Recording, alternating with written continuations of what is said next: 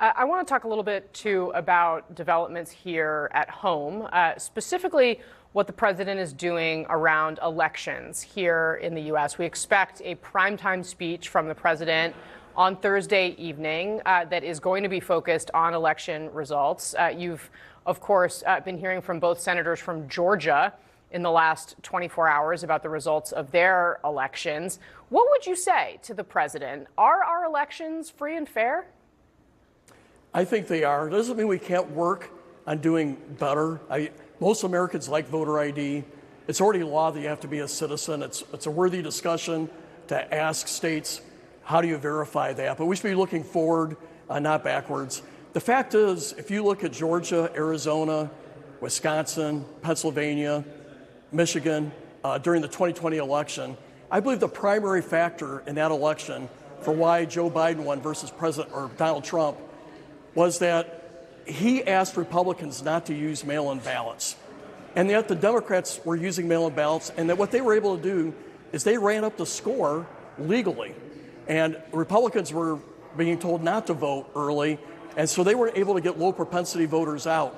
I think if you look at the results, that single action precipitated by the president costs us a lot of those states. We could have won those states if we would have played on a level playing field and went to our low propensity voters and got them to vote early using mail.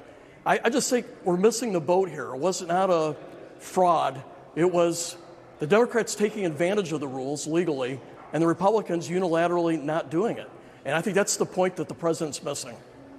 When you talk to Democrats about this midterm election, many of them will raise concerns about what they believe the administration is doing, whether it's laying the groundwork for declaring a national emergency and calling the results into question, or raising questions about whether the House Speaker, Mike Johnson, will be willing to seat the new Congress according to the rules that everybody expects. Are you confident that the House Speaker will seat the next Congress in the same way we've seen Congresses past be seated? In the end, Mike Johnson is a constitutionalist. He will respect the election results.